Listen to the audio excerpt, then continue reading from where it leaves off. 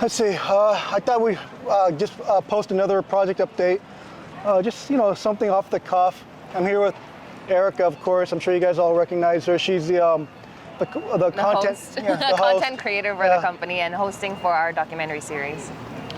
Yeah, so Erica asked me what we're going to talk about. I didn't really explain it to her very well because, it's just kind of just talking about the project. So it looks like it's pretty much confirmed that we will be having the second International Service Center right here over at the busiest land border crossing on Earth, inside of that McDonald's building, inside a little spot where there's currently a mailbox shop and called ProPack USA. Yeah, called ProPack USA. They also do, I guess, shipments and stuff. So we'll be opening up our second International Service Center inside there, which is tremendous. Yeah, and then after this, let's see, we're going to be here in San Diego for about until the end of this month. We should have the International Service Center opened before the end of this month.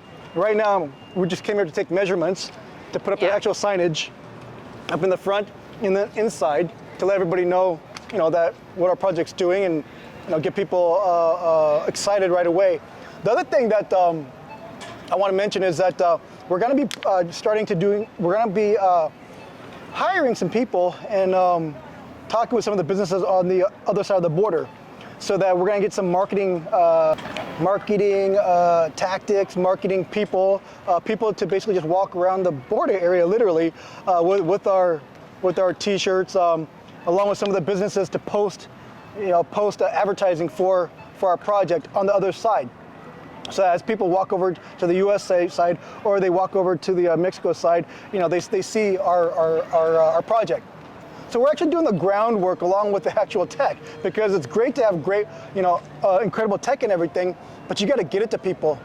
Yeah, you got to get it to people that in a convenient way, and not everybody's going to go on to the internet and search about cryptocurrency or blockchains, but we're going to advertise. The free money changing services, of course, meaning at cost, and then put on our company logo and project material. So there's that. The signage going up. End of this month, we should have the International Service Center open.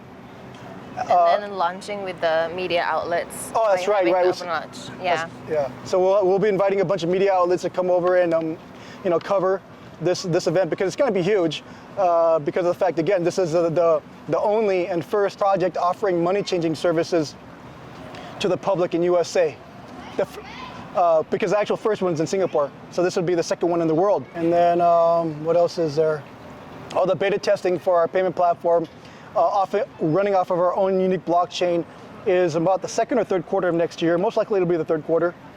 But the beta testing for the payment platform, we're going to be testing it with businesses over here, so they're going to be accepting our coins, and then the businesses over in Tijuana accepting our coins. What that does is it negates the necessity for money changers, because right now, if you take a look around over here in this area, we're just surrounded by money changers. But with our project, they're not going to need them anymore. So, because we're the future of, we're here to reduce costs, put money back into people's pocket, but get rid of the currency that we're using right now that's being inflated to oblivion. And so we're going to actually put real money back into your pocket. That basically be the future of currency, I guess. The future of money. Yeah. The future of money, going back to something that actually has backed by tangible asset, provides a service, and that you just can't arbitrarily print more of it just because of the fact that a government wants to. Okay. So the other thing is, I think I already mentioned the coin buyback program. Did I? No. Oh, okay, yeah. So once we launch the locations over here in USA, that's when we begin the actual coin buyback schedule. That's very important, because what that'll do is increase the value of MYID, because, well, our company will be buying it back, and those coins. So yeah, if you have any questions, please, I guess, ask in the Telegram room, or just below this. I guess this video will be posted on YouTube, so in the comments section, and we'll try to get to those questions, because I'm sure people have questions. Please be sure that before you invest into any kind of project, that you do your homework about a project. Don't give in to that wild speculation about this, that, and everything else. The project needs to have fundamentals. The project, I believe, needs to do this kind of groundwork and also provide a service that's understandable to people, because it's great to have technology that can do this, that, and everything else, but then not all technology should be used as an investment or some kind Yeah, of... so right? make sure people do their homework before they invest in a project. Yeah, and then also, it. if you're going to use that cryptocurrency as a money, make sure that cryptocurrency's got the fundamentals of a sound money, not just, again, just based off of speculation and no intrinsic value. So Okay, I think that's it. I think that's all of it. Yep, you got it. All right, well, see you again, and there'll be more updates, and so I guess, yeah. Just All right. stay tuned. Yep. Okay, so what we really want to talk about is why we're doing this project, what is the purpose of our International Service Center, and how it is important for the economic future. So, Mr. Kim, maybe you can start with what services we offer at the ISC. Okay, well, in the beginning, all we're going to be offering is money changing for free, which we'd be the only place in the world that does this, because our business model is not to profit. Our business model is to break even. When I say break even, I mean by making at least 4% a year to offset inflation loss. But so we start off with money changing, and then we'll move on to other services. But for right now, we just do money changing because it's simple to do, and then it's something that people need, or that travel a lot, or even just that have to travel and change their currency. So it's an easy solution it's an easy thing to offer to get people on board. What other services in the future are you going to offer? The full line of banking and investing services. So whatever we're traditionally used to using now at banks, or even at insurance brokerages, and then in the future it's pretty much unlimited. And we can enter those industries because of the fact that because of our business model. Because this is we don't have a quote unquote traditional business per se. Because again, our business is to break even, which there is no other business, quote unquote business, that just wants to break even. Yeah, so I think part of the services we offer in the future is also a verification place for our MYID technology, right? Yeah, so the International Service Centers right now will be serving as a place for people to go into and do the actual verification to ensure that when you use your MYID technology, because it's optional, people can have MYID coins and not ever use the technology. They could just use it for speculation or whatever it is they want to use it for. Yeah, but we're still likely going to run like the master nodes for the governance of the project. The International Service Centers, right? Yeah, that's part of it. Yeah. So they'll be running international nodes, but the International Service Centers using being a verification place. Yeah, so people can go in there in person, and provide the amount of information that they want to provide to us, in order for us to be able to tag your blockchain assets with as much of your personal information that you want, your biometrics as you want. The more that you provide, obviously, the more that we can ensure that it's actually you that owns it, right? But the most important thing is that these things are optional, because you never want to force these things on people. But then you create for right now a place for people to go to and talk to people, in person.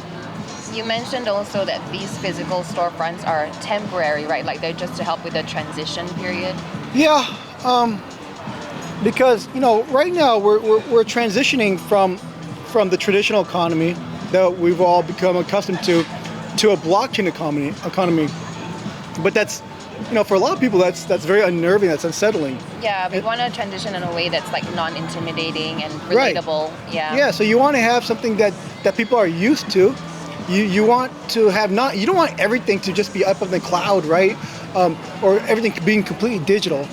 You want to, if you want to transition a traditional economy, a traditional population, do it by having a traditional service, but then offering them things that they've used traditionally again, but using blockchain technology and then saving them money, and then their own curiosity and when they see the benefits themselves, and then that's when they'll start to ask questions themselves. You don't want to teach people who don't want to learn. And not only that, I've been using radios and televisions, enjoying the benefits, but I don't know how radios and televisions work, right?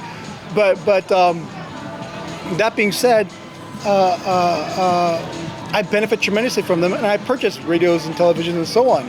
I'm a part of that community, I guess, of owning those things. And so it's the same kind of premise. People own our coins, benefit from our services, but they don't necessarily want to learn what's going on behind the scenes, because quite frankly, they just don't care. They got other things on their mind, like paying their bills, taking care of the kids, going to school, just paying their rent, right? So you don't always want to try to be a teacher, because not everybody wants a teacher. They just want the benefits. Yeah. Okay, yeah, so I think we've covered pretty much all of the stuff we mentioned earlier that we wanted to talk about. We're also going to be opening up other locations in other countries so that we can offer these services internationally. And then you mentioned about how as time progresses, who knows what the future of our service centers will look like, right? Right. Yeah, right, because all of our international service centers have to be reactive to our needs. And as society changes, the needs of the society will change. And so our international service centers must be reactive to the needs of us. I mean, they're owned by us, meaning that the only way these international service centers that are all individually operated, individually run, can exist is through us supporting them. Now, if an international service center doesn't offer something that is pertinent, applicable to the modern day person, well, then it shouldn't be around, and it won't be around because it can't survive. So basically, adapt to the needs, and then you can changing regulations, right? Yeah, and then you can stay relevant for people. Absolutely, stay relevant. The other thing was that so we got about a little over half a dozen that we're opening up. We should be able to completely finish within the next 5 to 7 months for sure, for the first a little over half dozen. But then within the next 5 years, I anticipate there'll be thousands of these. But then these international service centers, ultimately I see them fading away too, because again, they're the transition period between the traditional and the new.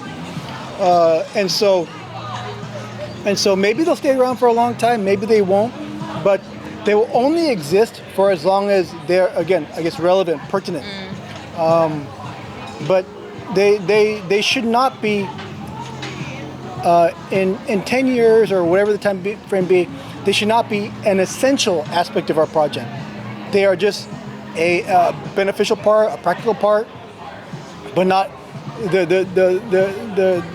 they should lose importance to our project as time progresses. Now, for the first 5 years, 10 years, while the project is getting stronger and stronger, yeah, there's going to be more and more locations opening up. There will be thousands. Hopefully, there's going to be one located near wherever you live. And so, but that being said,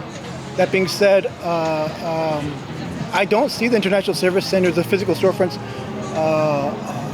being around for long. Yeah, not really, because a lot of those things that are done at international storefronts can be done online, and then also meaning via through smart contracts and everything. But the other aspect is what was it? There's more to it, but yeah, I guess that's basically enough for now.